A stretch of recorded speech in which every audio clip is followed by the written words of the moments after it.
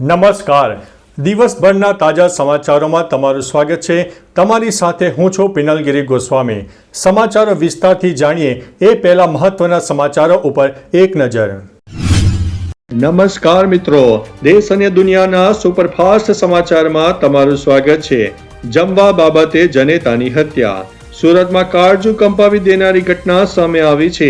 હરિનગર વિસ્તારમાં રહેતા એક યુવકે જમવા જેવી બાબતે પોતાની મા સાથે ઝઘડો કર્યો, જે બાદ આ ઝઘડાએ ઉગ્ર સ્વરૂપ ધારણ કર્યો.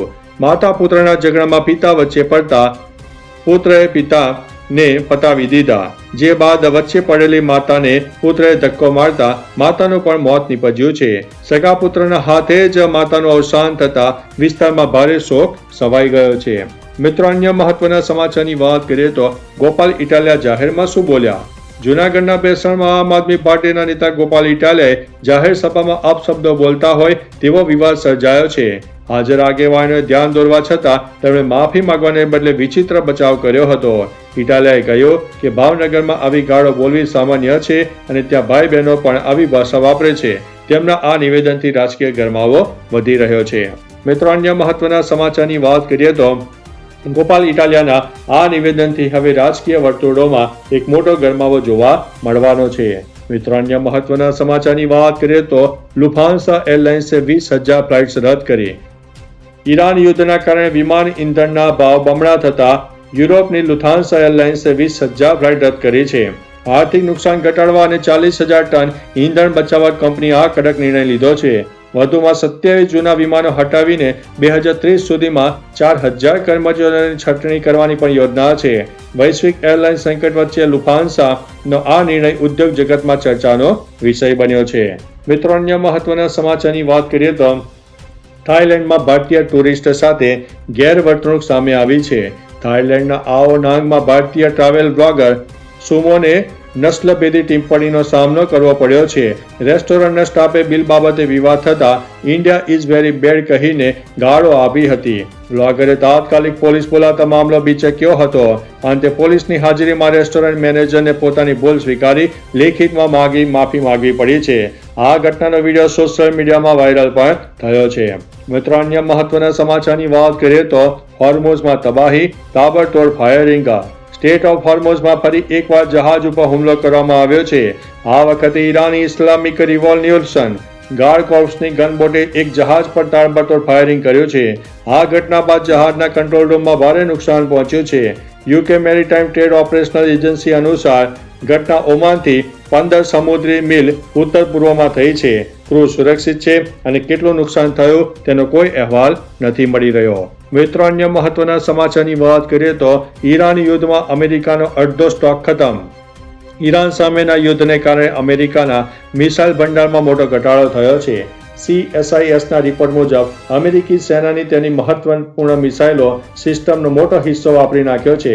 પેટ્રિયટ મિસાઇલનો 50% સ્ટોક ખતમ થઈ ચૂક્યો છે, જ્યારે થર્ડ ઇન્ટરસેપ્ટર અડધાથી વધુ વપરાઈ ગયા છે.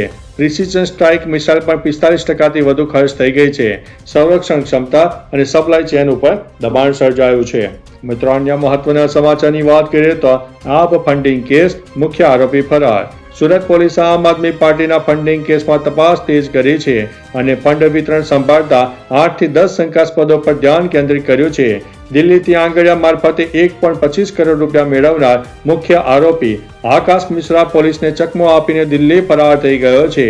આ મામલાની તપાસમાં એક પૂર્વ મંત્રીનું કનેક્શન પણ હોવાનું સામે આવી રહ્યું છે. મિત્રો, અન્ય મહત્વના સમાચારની વાત કરીએ તો સ્પેશિયલ ટ્રેનમાં આવ્યા મતદારો, તપાસની થઈ રહી છે માંગ. TMCએ ભાજપ પર સુરતથી સ્પેશિયલ ટ્રેનો દ્વારા મતદારો લાવીને ચૂંટણીના કાયદાના ઉલ્લંઘનનો આરોપ લગાવ્યો છે. સાંસદ ડેરેક ઓ બ્રાયને ચૂંટણી પંચને પત્ર લખીને આ ઘટનાને લાંચ સમાન ગણાવીને તપાસની માંગણી કરી છે. TMCએ ટ્રેનનો ખર્ચ ભાજપના ચૂંટણી ખર્ચમાં ઉમેરવા અને કાયદેસરની કાર્યવાહી કરવા માટે વિનંતી કરી છે. બીજી તરફ ભાજપે આ તમામ આરોપોને પાયા વિહોણા ગણાવીને ફગાવી દીધા છે. મિત્રો, અન્ય મહત્વના સમાચારની વાત કરીએ તો આલિયા ભટ્ટના નામે પાકિસ્તાનમાં છેતરપિંડી. પાકિસ્તાની એક ક્લોથિંગ બ્રાન્ડે બોલિવૂડ એક્ટ્રેસ આલિયા ભટ્ટના ફોટા સાથે એઆઈની મદદથી છેડછાડ કરીને પોતાના કપડાનું ઓનલાઈન વેચાણ શરૂ કર્યું. આ નકલી જાહેરાતને લઈને સોશિયલ મીડિયા પર મોટો વિવાદ થયો છે.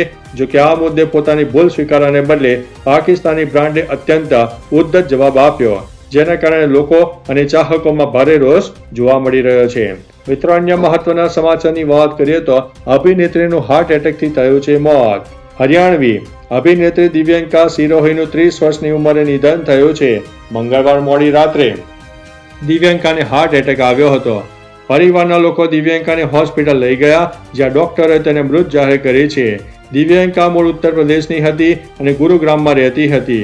દિવ્યંકાએ સિંગર માસૂમ શર્મા સાથે ઘણા ગીતોમાં કામ કર્યું છે અને ઇન્સ્ટાગ્રામ ઉપર 1.3 મિલિયન ફોલોઅર્સ પણ જોવા મળ્યા છે. મિત્રો, અન્ય મહત્વના સમાચારની વાત કરીએ તો લોકોએ ભાજપના નેતાઓને બગાડ્યા. સુરત મહાનગરપાલિકાની 2026ની ચૂંટણી પૂર્વે ભાજપના ગઢ ગણાતા રાંદેરમાં ભારે હોબાળો થયો છે.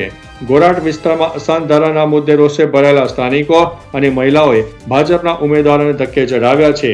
ગો બેકના નારા સાથે અને કપડા સાથે થયેલા પ્રચંડ વિરોધના પગલે સ્થિતિ વણસતા 2 પોલીસ સ્ટેશનનો કાફલો બોલાવવો પડ્યો હતો. નેતાઓએ પ્રચાર છોડીને પોલીસના શરણે જવાની ફરજ પડી છે. મિત્રો, અન્ય મહત્વના સમાચારની વાત કરીએ તો ડીએસી કોડ વગર નહીં મળે ગેસનો બાટલ. ઓઇલ કંપનીઓ હાલમાં રાંધણ ગેસ સિલિન્ડર સંલગ્ન નિયમમાં ફેરફાર કર્યો છે. હવે ડીએસસી નંબર વગર ગેસ સિલિન્ડરની ડિલિવરી થશે નહીં. હવે તમારા મનમાં પ્રશ્ન હશે કે આ ડીએસસી નંબર એટલે શું? જણાવી દઈએ કે ડીએસસી નંબર એક ઓટીપી કોડ જેવો હોય છે. જ્યારે તમારું ગેસ સિલિન્ડરનું બુકિંગ કરો તો ગેસ કંપની તરફથી તમને રજિસ્ટર મોબાઈલ નંબર પર એક કોડ મોકલવામાં આવે છે, જે ડિલિવરી સમયે તમારે એ કોડ જણાવવો જરૂરી હોય છે. મિત્રો, અન્ય મહત્વના સમાચારની વાત કરીએ તો હજુ 25 થી 30 વર્ષ કોંગ્રેસનો મેળ નહીં આવે.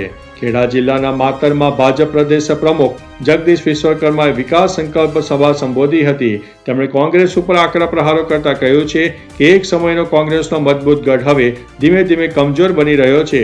વિશ્વકર્માએ જણાવ્યું છે કે ખેડા જિલ્લામાં 374 માંથી 46 બેઠકો ભાજપને બિનહરીફ જીતી છે. તેમણે કહ્યું છે કે આગામી 25 થી 30 વર્ષ સુધી કોંગ્રેસનો મેળ નહીં આવે અને શેખ ચિલ્લીના સપના ન જોવા જોઈએ. મિત્રો, અન્ય મહત્વના સમાચારની વાત કરીએ તો જ્ઞાનીબેનની ગૌતમ અદાણીને ચેલેન્જ.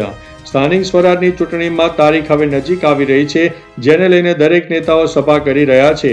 ત્યારે તાજેતરમાં મૂડીના માનપર ગામે કોળી સમાજ દ્વારા એક ભવ્ય મહાસંમેલનનું આયોજન કરવામાં આવ્યું, જેમાં બનાસકાંઠાના જ્ઞાનીબેન ઠાકોરે ભાજપ સામે આકરા પ્રહારો કર્યા. સાથે તેમણે ગૌતમ અદાણીને પણ ચૂંટણી લડવા માટે પડકાર ફેંક્યો હતો. વધુમાં અદાણી બનાસકાંઠાના છે અને ચૂંટણી લડવા માટે કહ્યું હતું. મિત્રો, અન્ય મહત્વના સમાચારની વાત કરીએ તો ભચાઉના છાડવાડા ગામે સોલાર કંપનીમાં ભીષણ આગ.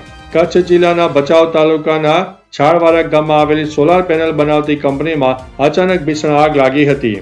આગની તીવ્રતા એટલી વધારે હતી કે ધુમાડાના ગોટા દૂર સુધી જોવા મળ્યા હતા. સોલર પ્લેટ્સ અને ઇલેક્ટ્રિકલ સાધનો હોવાથી આગ ઝડપથી ફેલાઈ હતી. ભચાઉ ફાયર બ્રિગેડની ટીમ તાત્કાલિક પહોંચીને પાણીનો મારો ચલાવીને આગ ઉપર કાબુ મેળવી લેવાની કામગીરી કરી હતી. મિત્રો, અન્ય મહત્વના સમાચારની વાત કરીએ તો પંચમહાલમાં આપની 50 લાખની હવાલાબાજી. સુરત બાદ હવે પંચમહાલમાં આમ આદમી પાર્ટીના ₹50 લાખની હેરાફેરીનો પર્દાફાશ થયો છે. ગોધરાની આંગડિયા પેઢીઓ મારફતે છેલ્લા 15 દિવસમાં આ રકમ મતદારોને લલચાવવા હવાલા દ્વારા મંગાવવામાં આવી હતી. આ મામલે વોર્ડ નંબર 11ના ઉમેદવાર અજય વસંતાણી અને કાર્યકર રમણ બારિયા સામે ફરિયાદ દાખલ કરવામાં આવી છે. ચૂંટણી પૂર્વે લાખોની રોકડ પકડાતા રાજકીય ગરમાવો જોવા મળ્યો છે. મિત્રો, અન્ય મહત્વના સમાચારની વાત કરીએ તો સોના ચાંદીમાં મોટો ઉછાળો. સોના ચાંદીના ભાવમાં ફરી એકવાર મોટો ઉછાળો થયો છે. MCX મુજબ સોનાના ભાવમાં ₹2000નો ઉછાળો આવતા 10 ગ્રામનો ભાવ 1,53,699 થયો છે. જ્યારે ચાંદીમાં 4,700ની તેજી સાથે કિલોનો ભાવ 2,49,423 ઉપર પહોંચ્યો છે. અમેરિકા અને યુરાન વચ્ચે યુદ્ધ વિરામની સમયસીમા વધતા રોકાણકારો સુરક્ષિત રોકાણ તરફ વળ્યા છે, જેને કારણે કિંમતોમાં આજંગી વધારો જોવા મળ્યો છે. મિત્રો, અન્ય મહત્વના સમાચારની વાત કરીએ તો બ્રિટિશ સરકારનો ગુજરાતી યુવકને ઝટકો. અમદાવાદ પ્લેન દુર્ઘટનામાં પત્ની અને દીકરી ગુમાવ્યા બાદ મોહમ્મદ સેઠવાલાને બ્રિટિશ સરકારે મોટો ઝટકો આપ્યો છે. બ્રિટનની સરકારે મોહમ્મદ સેઠવાલાને દેશ છોડી દેવા માટે જણાવ્યું છે. મોહમ્મદ સેઠવાલા સ્પાઉસ વિઝા અંતર્ગત લંડન ગયા હતા, જ્યાં તેઓ પત્નીના ડિપેન્ડન્ટ વિઝા ઉપર સ્થાયી થયા હતા. વિઝા ખતમ થતા તેમને FLR માટે અરજી કરી હતી, જે બ્રિટનની સરકારે નામંજૂર કરી હતી અને 14 દિવસમાં બ્રિટન છોડી દેવા માટે આદેશ કર્યો છે. મિત્રો, અન્ય મહત્વના સમાચારની વાત કરીએ તો લાઇટ જતી રહી તો વનરાજા જાન લઈને પહોંચ્યા DM ઓફિસ. યુપીના બાંદામાં એક અનોખો કિસ્સો સામે આવ્યો છે. લગ્નના થોડા સમય પહેલા જ નોટિસ વગર વીજળી કાપી નાખવામાં આવતા વનરાજા કુલદીપ કુમાર સીધા જાન લઈને DM ઓફિસ પહોંચી ગયા. વરરાજાનો આરોપ છે કે સ્માર્ટ મીટર લાગ્યા બાદ વીજ બિલ ખૂબ જ વધારે આવી રહ્યું છે, જે ભરવું અશક્ય છે. અન્યાય સામે વરરાજાનું આ અનોખું વિરોધ પ્રદર્શન સમગ્ર વિસ્તારમાં ભારે ચર્ચાઓએ જોર પકડ્યું છે. તો ચાલો મિત્રો, ફરીથી દેશ અને દુનિયાના સુપરફાસ્ટ સમાચાર લઈને મળતા રહીશો. ત્યાં સુધી અમને રજા આપશો. નમસ્તે.